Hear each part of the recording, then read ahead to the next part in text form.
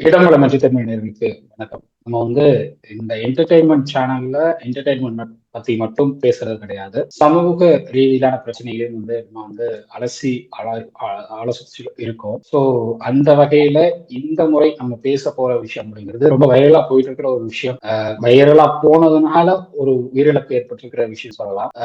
யூஸ்வலா சட்டங்கள் அப்படிங்கிறது பெண்களுக்கு மட்டுமே சாதகமா இருக்கு அப்படிங்கிற ஒரு குற்றச்சாட்டு பொதுவா இருந்துட்டே இருக்கிறத தான். இப்போ பல்வேறு படங்கள் திரைப்படங்கள் ஆண்களுக்கு சாதகமான சட்டங்கள் தேவைங்கிற குரல் எழுப்பப்படுது அப்படின்னாலும் இன்னும் சட்டங்கள் ஆண்களுக்கு சாதகமான நிலையில இல்லை. ஆண்களுக்கு சாதகமா அப்படின்னு சொல்றதை விட ஆண்கள் தவறு செய்யாத பட்சத்துல அவங்களை பாதுகாக்கிற வகையிலேயாவது இந்த சட்டம் இருக்கணும் அப்படிங்கிறது தான் எக்ஸ்பெக்ட் பண்றது. ஸோ அப்படியான ஒரு விஷயத்தை தான் நம்ம நீங்க பேச போறோம். கேரளாவில் ஒரு அதிர்ச்சியூற்ற சம்பவம் நடந்திருக்கு. 42 வயதுடைய தீபக் அவர்கள் ஒரு அக்யூசேஷன் சிம்ஜிதா அப்படிங்கிற ஒரு பெண்ணுடைய அக்யூசேஷனால தற்கொலை செய்து கொண்டிருக்காரு. அவங்க ஒரு வீடியோ தான் போட்டாங்க. அந்த வீடியோ ஒரு கவர்மெண்ட் பஸ்ல போயிட்டு இருக்காங்க. தீபக் அவர்கள் கவர்மெண்ட் பஸ்ல டிராவல் பண்ணிட்டு இருக்காரு. ஸோ அப்போ இவங்க வீடியோ ரெக்கார்ட் பண்றாங்க. வீடியோ ரெக்கார்ட் பண்ணும்போது அவரை தீபக் அவர்கள் ஒரு கையில பையும் இன்னொரு கையில கம்பியில் பிடிச்சிட்டு இருக்கிறத பார்ப்போம். ஸோ அதே வீடியோவை இன்னொரு ஆங்கிள் இருந்தும் எடுத்திருக்காங்க. அந்த இன்னொரு ஆங்கிள் அவருடைய கை இப்படி படுது பின்னாடி. அதுதான் அந்த வீடியோல இருக்கு. அது இன்டென்ஷனலா டச் பண்ணல அப்படின்னாலும் செக்ஷுவல் ஹராஸ்மெண்ட் பண்றாரு அப்படிங்கிற குற்றச்சாட்டை இவங்க வச்சாங்க. காவல்துறை கிட்ட இவங்க போகவே இல்லை. அந்த வீடியோ கிட்டத்தட்ட ஒரு என்ன சொல்றது, அது ஒரு பெரிய ஒரு வைரலான வீடியோ எல்லாம் கிட்டத்தட்ட 2 மில்லியன் வியூஸ் போனதுக்கு அப்புறம் அந்த வீடியோவை அவங்க ரிமூவ் பண்ணிட்டு அதுக்கு ஒரு விளக்கம் கொடுத்தாங்க. நான் லைக்ஸ்க்காகவும் ஷேருக்காகவும் அந்த வீடியோ போடல அப்படின்னு ஒரு விளக்கம் கொடுத்துட்டு அந்த வீடியோ ரிமூவ் பண்ணிட்டேன் அப்படிங்கிற ஒரு தகவல். ஏன் ரிமூவ் பண்ணாங்க அப்படிங்கிறதுக்கான காரணம் தெளிவா இல்லை. பட் இது என்ன ஆகுது அப்படின்னா அந்த தீபக் அவர்களுடைய மனநிலை அதிக அளவுல பாதிக்கப்படுது. இன்னும் சொல்றோம்னா அவங்க பக்கத்து வீட்டுல இருக்கிறவங்க, அந்த ஏரியால இருக்கிறவங்க அவரை நீங்க அந்த மாதிரி பஸ்ல போனீங்களா, அந்த மாதிரி உங்க வீடியோ வைரல் ஆகுதுன்னு சொல்லி அவர்கிட்ட காட்டும்போது அவர் ரொம்ப டிப்ரெஷன்ல போய் தற்கொலை செய்திருக்கிறத பார்க்க முடியும். இப்போ இந்த பெண் மேல நடவடிக்கை எடுக்கிறோம்னு சொல்லி ஆண்கள் சார்ந்த அமைப்புகளும் சரி, ஒட்டுமொத்த கேரளா மக்களும் சரி, இன்னும் சொல்ல போனா இந்தியாவில பல்வேறு மாநிலங்கள்ல இருக்கிற ஃபெமினிஸ்ட் ஆக்டிவிஸ்ட் இந்த குரலை எழுப்பிட்டு இருக்கிறத பார்க்க முடியாது. அந்த பெண் மேல நடவடிக்கை எடுக்கணும், தவறான ஒரு குற்றச்சாட்டை வச்சிருக்காங்க அப்படிங்கிற கருத்தை முன்வச்சிட்டு இருக்காங்க. இன்னைக்கு நம்ம அதை பத்தி தான் பேச போறோம். நான் உங்க ஹரிஷ், நம்ம கூட நினைச்சிருக்காங்க. வணக்கம் ஹரிஷ். நீ ரொம்ப தெளிவா எல்லாமே சொல்லிட்ட அப்படின்றதுதான். Deepak from Kozhikode, 42 years old. அவரு கண்ணூர்ல ஒரு டெக்ஸ்டைல்ஸ்ல ஒர்க் பண்ணிட்டு இருக்காரு. So his travelling from Kozhikode to Kannur regularly. அப்படி இருக்கும்போது அன்னைக்கு அந்த இன்சிடென்ட் நடந்தது 16th சம்திங். அந்த 16th அவர் டிராவல் பண்றப்ப இந்த மாதிரி ஒரு வீடியோ அவங்க ஃபர்ஸ்ட் அந்த வீடியோ எடுக்கிறப்ப தூர தூரம் தான் விலகி இருக்காங்க. அப்போ எதுக்கு அந்த வீடியோ எடுக்கிறாங்கன்றது தெரியல. இப்போ யாராச்சும் ஒண்ணு உங்களை டிஸ்டர்ப் பண்ணிட்டே இதுக்கு முன்னாடி ஒரு வீடியோ அந்த மாதிரி வந்தது. பக்கத்து சீட்ல உட்கார்ந்துட்டு இருந்தவர் பண்ணிட்டு இருந்தாரு. So she took a video. அது ஒரு ரீசனபிளா அந்த வீடியோ கூட அந்த வீடியோ நான் ஷேர் பண்ணிருந்தேன் ட்விட்டர்ல. இதுக்கு முன்னாடி ஒரு வீடியோ நான் ஷேர் பண்ணியிருந்தேன். பக்கத்து சீட்லயே உட்கார்ந்து இருந்தாரு. அந்த பொண்ணுகிட்ட அப்ரோப்ரியேட்டா இன்னப்ரோப்ரியேட்டா டச் பண்ணிட்டு இருந்தாரு. அந்த பொண்ணு அங்கேயே கூச்சலிட்டு அங்க இருக்கிற கண்டக்டர், லேடி கண்டக்டர் தான் இருந்தாங்க. அந்த லேடி கண்டக்டர்கிட்ட சொல்லி உடனே போலீஸ் ஸ்டேஷனுக்கு பஸ்ஸை விட சொல்லி அந்த போலீஸ் ஸ்டேஷன்ல கம்ப்ளைண்ட் ஃபைல். பட் இந்த விஷயத்துல என்னன்னா இவங்க போலீஸ் கிட்டே போகல கடைசி வரைக்கும். ஏன் போகல? ஏன் போகலன்னா அது கிளியரா நீங்க என்ன சொல்றது, ஒரு வாட்டிக்கு 10 வாட்டி அந்த வீடியோவை பார்த்தாலும் அவரை டச் பண்ணல. என் பார்வைக்கு அப்படிதான் இருக்கு. இப்ப நானும் இப்போ என்ன பெண்களுக்கு பெண்கள் ஆதரவு அந்த இதெல்லாம் அந்த கான்செப்ட் எல்லாம் தயவு செய்து விட்டுருங்க. நான் திருப்பி திருப்பி பார்த்தேன். நம்மளுக்கு கண்ணு சரியா தெரியலையான்றது கூட நான் திருப்பி திருப்பி பார்த்தேன். எனக்கு எப்படி இருந்ததுன்னா, ரொம்ப நேரம் அவங்க கேமரா ஆன் பண்ணி வெயிட் பண்றாங்க, அந்த மாதிரி எதுவும் நடக்கலன்றப்போ this lady voluntarily she goes she is doing this. அப்போ இவர் முன்னாடி நிக்கிறவரோட கை இப்படி அடிப்படுது. அப்ப அடிபடுறப்ப அவர் something she is trying to, அது கூட அவர் தப்பா கூட எடுத்துக்கிற மாதிரி தெரியல அந்த முகத்துல. இடம் இல்லாம ஏதோ நகர்றாங்க போல இருக்கு, ஏதோ இடிக்கிறாங்க போல இருக்குன்னா அவர் வேற பொசிஷன் அட்ஜஸ்ட் பண்றாரு. இதுதான் அங்க நடந்ததை நான் பாக்குறேன் என் கண்ல. அப்படி இருக்கும் போது she wantedly is doing that. அந்த கை அங்க வரணும்ன்றதுக்காக இவங்க இப்படி இப்படி வச்சிட்டு இருக்காங்க. இங்க இருக்கு அந்த கையே. இப்ப இது ரிமூவ் பண்ணாக்க என்ன ஆகும்? அந்த கை எங்க போகும்? ஆட்டோமேட்டிக்கலி அது இது இது எப்படி இது வந்துட்டு ஒரு செக்ஷுவல் அப்யூஸ், பிசிக்கல் அப்யூஸ் எனக்கு தெரியல. ஒரு இன்ஸ்டால உங்களுக்கு வியூஸ் போகணும், லைக்ஸ் வரணும்ன்றதுக்காக, அதுல பணம் வருதுன்றதுக்காக வந்துட்டு இப்ப இந்த மாதிரி ஆண்களை வந்து ஒரு என்ன சொல்றது குற்றவாளிகளாக எல்லா இடத்துலயும் நிறுத்துறதுன்றது வந்துட்டு ஒரு பெண்ணா என்னால இதை என்கரேஜ் பண்ண முடியாது. எல்லா இடத்துலயும் இப்ப இதை பண்ணிட்டு என்ன பண்றாங்க, க்ரீப்னுட்டுன்னு ஏதோ போட்டுட்டு ஏதோ பண்ணிட்டு இருக்காங்க. Not at all fair. இது வந்து இப்ப அந்த ஏதோ உங்க லைக்ஸுக்கு நீங்க பாத்தீங்கன்னா அந்த ஆணோட வாழ்க்கைன்னு ஒண்ணு இருக்கு. அவனை சுத்தி என்ன பொறுப்புகள், ஒரு ஆம்பளைனாக்கா எத்தனையோ பொறுப்புகள் இருக்கும். எத்தனையோ பேர் வந்துட்டு அவங்கள டிபெண்ட் பண்ணி இருப்பாங்க. அம்மா ஆகட்டும், அக்கா ஆகட்டும், தங்கை ஆகட்டும், இல்ல ஒரு 5 தங்கைகள் 10 தங்கைகள் அந்த மாதிரி ஃபேமிலிஸுங்கெல்லாம் இருக்கு. ஒரு பையனை நம்பி இருப்பாங்க. ஸோ அந்த ஒரு வருமானத்தை வச்சு ஒரு குடும்பம் ஓடுதுன்றப்போ நீங்க உங்க அல்ப லைக் அதுவும் சும்மா ஓசில கிடைக்கிது, யூடியூப்லயும் இன்ஸ்டாலையும் கொடுக்குறாங்கன்றதுக்காக இந்த அளவுக்கு கேவலமா இறங்கி போய் வந்துட்டு ஒருத்தரை இந்த மாதிரி அசிங்கப்படுத்துறது கொஞ்சம் யோசிச்சு பாரு. ஒரு கௌரவமா ஒரு டெக்ஸ்டைல்ஸ்ல ஒர்க் பண்ற மனுஷன் ஒரு கௌரவமா அக்கம் பக்கம் இருக்கிறப்போ வந்து திடுதிப்புன்னு ஃப்ரெண்ட்ஸ் ரிலேட்டிவ்ஸ் எல்லாம் அந்த கேமரா ஷேர் பண்ணிட்டு என்ன உன்னை பத்தி இப்படி போட்டிருக்காங்க, நீ ஏன் இப்படி பண்ண, அந்த செகண்ட் வந்து அந்த மனுஷனுக்கு நம்ம அப்படி பண்ணோமான்றது கூட புரியாது. ஐயோ அது பட்டிருக்கு அப்படின்றது மட்டும்தான் அந்த அவ்வளோ அர்ஜென்ட்டா பாக்குறப்ப இப்ப நம்ம பொறுமையா உட்காந்து நம்ம இன்வெஸ்டிகேட் பண்ணிட்டு பேசிட்டு இருக்கோம் நம்ம. பட் அந்த பையனுக்கு அந்த தீபக்குக்கு வந்துட்டு அந்த நேரத்துல அதெல்லாம் தோணிருக்காது.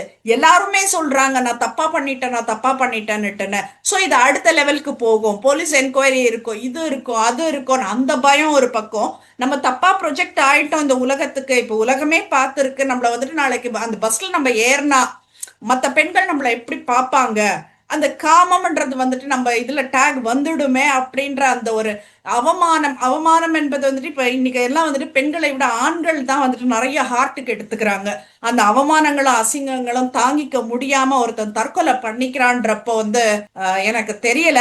சட்டங்கள் வந்துட்டு பெண்களுக்கு சாதகமா இருக்குன்றதுனால அந்த சட்டங்களை மிஸ்யூஸ் பண்ணாதீங்க அப்படின்றதுதான் வந்துட்டு வேண்டுகோளா வைக்க முடியும். இப்ப மறுபடியும் தீபக்கை எழுப்பி கூட்டிட்டு வர முடியுமானாக்க முடியாது. ஆனால் இன்னொரு தீபக் உருவாக கூடாதுன்றதுதான் வந்துட்டு நம்ம ஒவ்வொரு தடவையும் நம்ம பேசுறது. ஆனா நம்ம பேசிட்டே தான் இருக்கோம், இது பாட்டுன்னு ஒரு பக்கம் நடந்துட்டே தான் இருக்குன்றது ரொம்ப கஷ்டமா இருந்தது. ஒரு ட்ரெண்ட் ஆயிடுச்சு கேரளால வந்து, இது ஒரு ட்ரெண்டாவே ஆயிடுது. ஒரு பெண் வந்து தன் பக்கத்துல உட்காந்துருக்கிற சீட்ல உட்காந்துருக்கிறது தவறா நடந்துக்கிறார் அப்படின்னு சொல்லி ஒரு வீடியோ எடுக்கிறாங்க. அந்த வீடியோல வந்து அவங்க அந்த நபரை கண்டிக்கிறாங்க. இப்போ கண்டக்டரை கூப்பிட்டு பேசுறாங்க. இப்போ ட்ரை பண்ணி பாரு அப்படின்னு அவங்க வந்து சண்டை போடுறாங்க. அது அக்செப்டபிள். நீங்க வந்து அங்கேயே கேள்வி கேட்டீங்கன்னா அது அக்செப்டபிள். இவங்க வந்து கேள்வி கேட்கல, ஜஸ்ட் வீடியோ ஷூட் பண்றாங்க. அவர் ரொம்ப டிஸ்டன்ஸ் இருக்கு. செகண்ட் ஆங்கிள் ஒரு வீடியோ வருது, அந்த வீடியோ மர்ஜ் பண்ணி போட்டிருக்காங்க, ஃபர்ஸ்ட் வீடியோவோட மர்ஜ் பண்ணி போட்டிருக்காங்க. ஸோ அந்த வீடியோலையும் அவர் வந்து ரொம்ப டிஸ்டன்ஸ்ல தான் இருக்காரு. இவங்க கிட்ட போறாங்க, இவங்க கிட்ட போய் அந்த ஆங்கிள் கரெக்டா அவர் கை படுற மாதிரி ஆங்கிள் செட் பண்ணி நின்னுக்கிறாங்க. ஸோ அப்போ வந்து இது கைப்படுது அப்படின்னு சொன்ன உடனே அங்கேயே கேட்டிருக்கலாமே, அங்கேயே ஏன் வந்து வாய்ஸ் அவுட் பண்ணல அப்படிங்கிற ஒரு கேள்வி தொடர்ச்சியா இருந்துச்சு. பட் அதுக்கப்புறம் ஒரு விளக்கம் கொடுக்குறாங்க, நான் வந்து லைக்ஸ்க்காக பண்ணல, ஷேருக்காக பண்ணல, வியூஸ்க்காக பண்ணல, இது வந்து எனக்கு என்ன வருமானத்தை கொடுக்குற போகுது, இதை விட நான் பெரிய அளவுல வருமானம் பார்த்துட்டு இருக்கேன் அப்படிங்கிற ஒரு விளக்கத்தை வந்து கொடுக்குறாங்க. அந்த வீடியோவும் ரிமூவ் பண்ணிட்டாங்க. ஏன் ரிமூவ் பண்ணாங்கிற தகவல் இப்போ வரைக்கும் அவங்க சைட்ல இருந்து கொடுக்கப்படல. பட் வந்து ஒரு மீடியாவுக்கு வந்து ஒரு நியூஸ் சேனலுக்கு அவங்க சொல்லும் போது, ஒரு கருத்து சொல்லும் போது வேற ஒரு பெண்ணு கிட்ட அவர் வந்து இப்படி நடந்துட்டு இருந்தாரு. நான் அந்த டைம்ல அதை பார்த்தேன், அதை பார்த்ததுனால வந்து நான் அதை வீடியோ எடுத்தேன் அப்படின்னு சொல்லி சொல்றாங்க. அப்ப வேற ஒரு பெண் கிட்ட நடந்துகிட்டார் அப்படின்னா அந்த பெண் ஏன் குரல் கொடுக்கலாம்? இல்ல அந்த பெண் அப்படின்னு இவங்க பாக்குறாங்க, இல்ல அந்த பெண் கிட்ட நடக்குது அப்படின்னு இவங்க பாக்குறாங்கன்னா இவங்க ஏன் அந்த பெண்ணுக்காக வாய்ஸ் ரைஸ் பண்ணல? வீடியோ நீங்க வாய்ஸ் ரைஸ் பண்ணணும், வீடியோ எடுக்கிறத விட வாய்ஸ் ரைஸ் பண்றதுதான் இம்பார்ட்டன்ட். பெண்கள் இப்போ நான் வந்து இந்த விஷயத்த நான் எப்படி பாக்குறேன்னா, பெண்கள் மேல தவறு இருக்கு இல்லைங்கிறத தாண்டி அவங்க வந்து செக்ஸுவலா ஹராஸ் பண்ணப்படுறாங்க அப்படின்னா அங்கேயே வாய்ஸ் அவுட் பண்ணணுங்கிறத நான் சொல்லுவேன். பட் அதுக்காக வந்து நீங்க வந்து அங்க வாய்ஸ் அவுட் பண்ணா வீடியோ மட்டும் எடுத்துட்டு லைக்ஸும் ஷேர்ஸோ வியூஸ் எல்லாம் வாங்கிட்டு அதுக்கான ரெவென்யூ எல்லாம் நீங்க கலெக்ட் பண்ணதுக்கு அப்புறம் அந்த வீடியோ ரிமூவ் பண்ணிட்டு நான் வேற ஒரு பெண்ணுக்கு நடந்துச்சு அதனால நான் வந்து வீடியோ எடுத்தேன்னு சொல்றது அது ஏற்புடையதா அப்படிங்கிற ஒரு கேள்வியும் வரும். ஏன்னா இன்னைக்கு சட்டங்கள் வந்து பெண்களுக்கு எந்த அளவுக்கு முக்கியத்துவம் கொடுக்கப்படுது அப்படின்னா, ஒரு டவுரி கேஸ் போடுறாங்க அப்படின்னா ஃபர்ஸ்ட் சந்தேகம் அப்படிங்கிறது அந்த மாப்பிள்ளை வீட்டார் மேலதான் இருக்கும். டவுரி கேஸ் அவங்க வந்து கூடுதலா டவுரி வாங்குறாங்க. ஒரு சின்ன பிரச்சனை, கணவன் மனைவிக்குள்ள இருக்கிற ஒரு சின்ன பிரச்சனை அப்படின்னா ஸ்பார்க் ஆகிற இஷ்யூ என்னவா இருக்கும்னா டவுரி இஷ்யூவா தான். கரெக்டா இததான் வந்து அட்வொகேட்ஸும் நிறைய இடத்துல நான் பாக்குறேன். அட்வொகேட்ஸும் வந்து பெண் வீட்டாருக்கு அட்வைஸ் பண்றதுதான் பண்றாங்க. டிவோர்ஸ் கிடைக்கணும் அப்படின்னா டவுரி கேஸ் போடும், உங்களுக்கு உடனே டிவோர்ஸ். ஸோ டவுரி கேட்காதவங்க எல்லாம் இந்த டவுரி கேஸ் ஃபேஸ் பண்ணிட்டு இருக்காங்க. இது வந்து அன்னையில இருந்து 1970s 80sல இருந்து இன்னைக்கு வரைக்கும் கன்னியூ ஆயிடுச்சு. அன்னைக்கும் வந்து ஆண்கள் பாதிக்கப்பட்ட ஆண்கள் பாதிக்கப்பட்டு தான் இருந்தாங்க, இன்னைக்கும் அப்படிதான் இருக்கு. இது சட்டம் மாறுமா அப்படின்னு எனக்கு தெரியல, பட் மாற்ற வேண்டும்.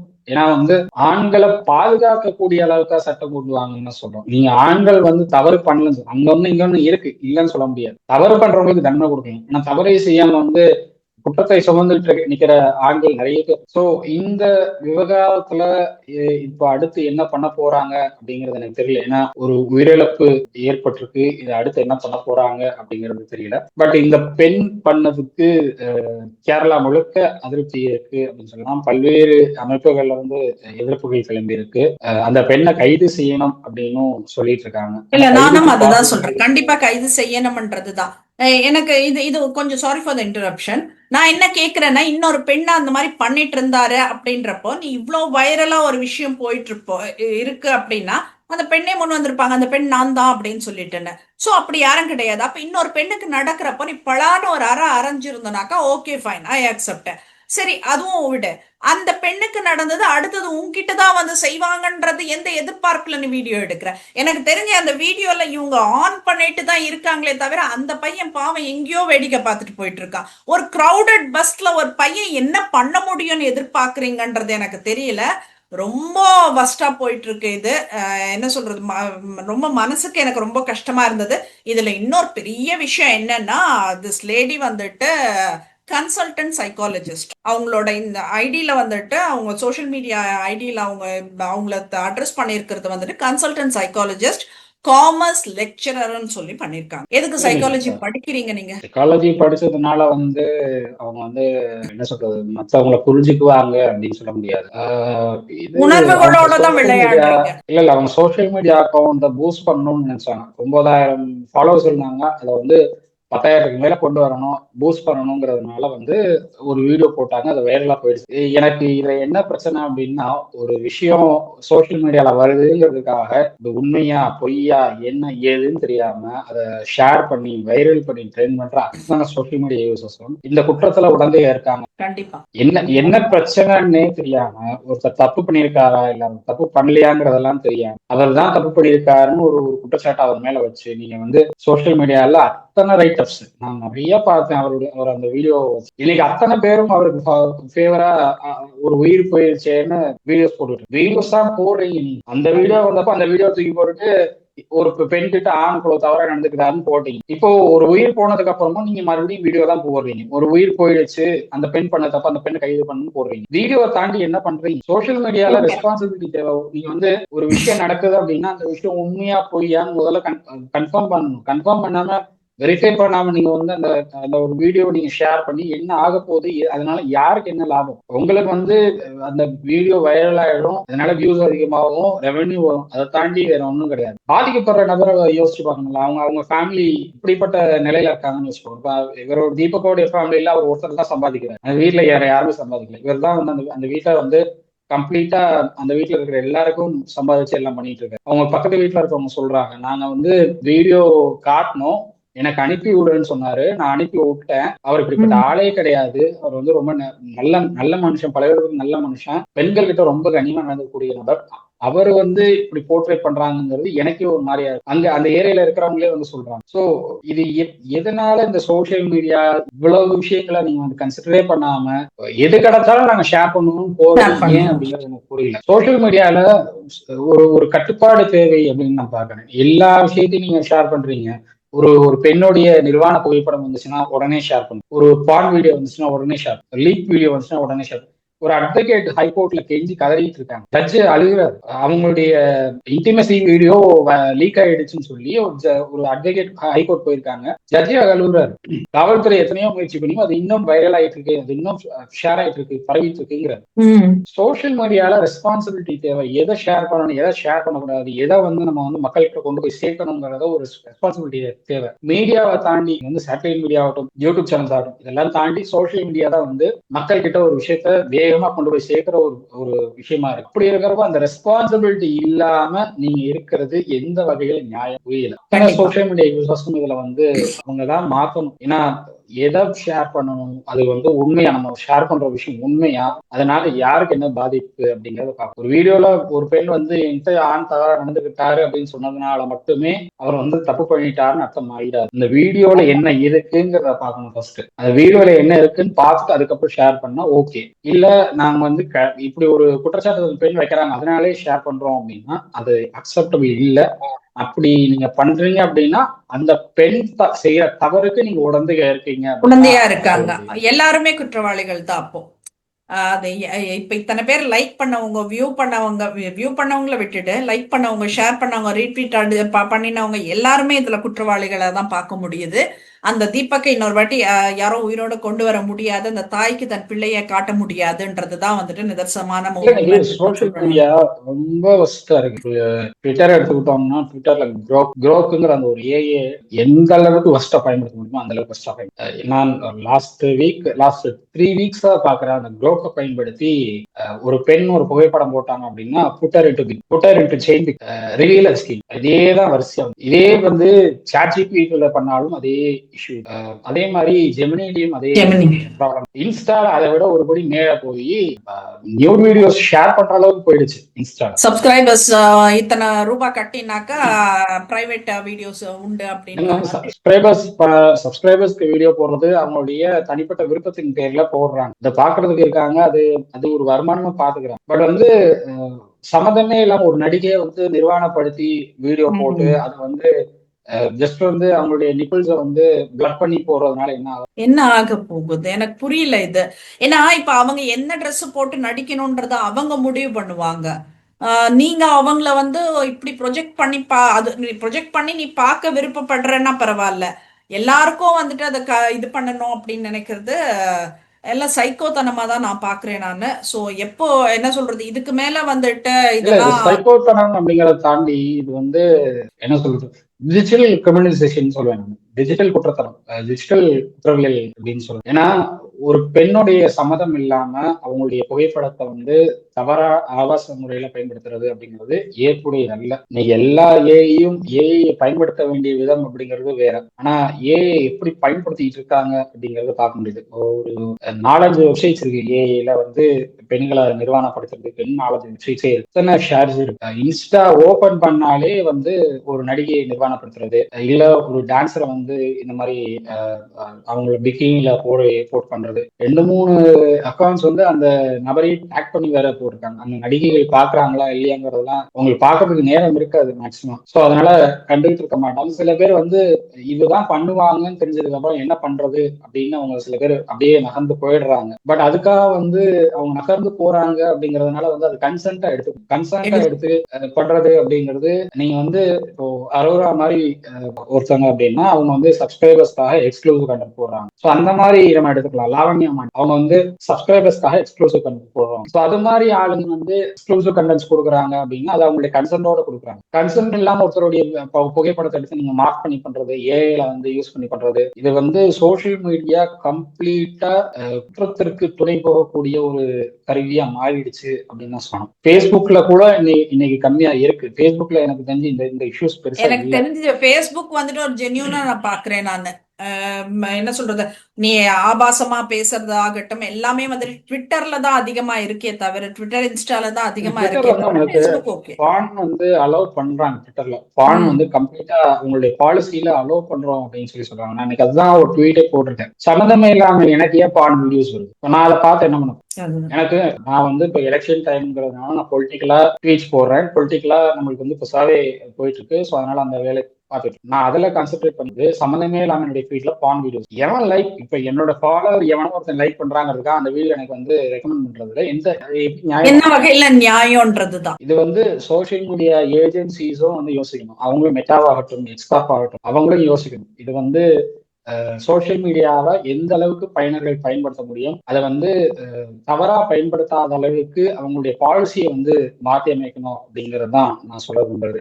அண்ட் இதே மாதிரி ஒரு பெண் ஒரு ஆண் மேல குற்றச்சாட்டு வைக்கிறாங்க அப்படின்னா இந்த குற்றச்சாட்டு உண்மையா இல்லையா அப்படிங்கிறத முதல்ல வந்து சோசியல் மீடியா யூசர்ஸ் வந்து யோசிச்சு அதுக்கப்புறம் ஷேர் பண்ணணும். இல்லைன்னா வந்து இந்த மாதிரி உயிர் போடுறது. ஏன்னா நீங்க ஒரு உயிர் போனதுக்கு அப்புறம் நீங்க வந்து வீடியோ தான் போடுறீங்க. வந்து ஒரு உயிர் போயிடுச்சு. நானே 2-3 பெண்களுடைய வீடியோஸ் பாக்குறேன். அவங்க வந்து அந்த வீடியோ ஃபர்ஸ்ட் அந்த பொண்ணு வீடியோ போடும்போது ஒரு பெண் கிட்ட எப்படின்னா ஒரு ஆண் நடந்துக்கலாமா, அந்த பெண்ணை வந்து விசாரிச்சு அந்த ஆண் மேல கைது செய்யணும்னு போடுறாங்க. இப்போ நேற்று நைட் நான் அந்த அந்த நபர்களுடைய வீடியோஸ் பார்க்கும்போது அவங்க அந்த ஆண் இறந்துட்டாரு. இப்ப அந்த பெண் வந்து உனக்கு சந்தோஷமா, இப்ப பரவாயில்லையா, உனக்கு சந்தோஷமா, இந்த இதுதான் நீ எக்ஸ்பெக்ட் பண்ண, இப்படிப்பட்ட பெண்ணை வந்து ஏன் இன்னும் காவல்துறை விட்டு வச்சிருக்காங்க, ஏன் இவங்க அரெஸ்ட் பண்ணக்கூடாதுன்னு வீடியோ போடுறாங்க. வீடியோ தான் போடுறீங்க. நான் மறுபடியும் தான் சொல்றேன், வீடியோ மட்டும் தான் போடுறீங்க. என்ன நடவடிக்கை ஈடுபட்டு சேவ் இவங்க, சேவ் அவங்க, சேவ் இந்த பொண்ணு, சேவ் அந்த பொண்ணு, எத்தனை சேவ் எனக்கு எங்க போய் முடிய போகுதுன்னு தெரியல. சோசியல் மீடியாக்குன்னு தனியா ஒரு பாலிசி கிரியேட் பண்ணி அட்லீஸ்ட் இதுலயாவது சென்ட்ரல் கவர்மெண்ட் வந்து ஒரு கான்சென்ட்ரேட் பண்ணி ஏதாவது ஒரு முடிவு எடுத்தா பெட்டரா இருக்கும். அண்ட் சட்டங்கள் வந்து ஆண்களை பாதுகாப்பு கொடுக்குற அளவுக்காக கொஞ்சம் மாத்தினா பெட்டரா இருக்கும். நீ ஆண்களை வந்து தப்பு பண்ணா அவங்கள வந்து காப்பாற்றணும்னு சொல்லுங்க, அவங்க தப்பு பண்ணாத நேரத்துல அவங்களை காப்பாற்றக்கூடிய அளவுக்காக சட்டங்களை மாற்றி அமைக்கும். அதுக்கு ஏதாவது பண்றாங்களா அப்படிங்கிறது தான் எல்லாரும் எக்ஸ்பெக்ட் பண்றது. ஏன்னா நிறைய கேசஸ் இருக்கு, நிறைய கோர்ட்ல வந்து ஒரு டவுரி கேஸ் நானே லைவ்ல பாக்குறேன். நான் வேற ஒரு கேஸ்க்காக நான் அந்த கோர்ட்ல ஆன்லைன்ல இருக்கேன், நான் அவங்களுடைய லைவ் ரிவ்யூல இருக்கேன். அதுல ஒரு டவுரி கேஸ் வருது.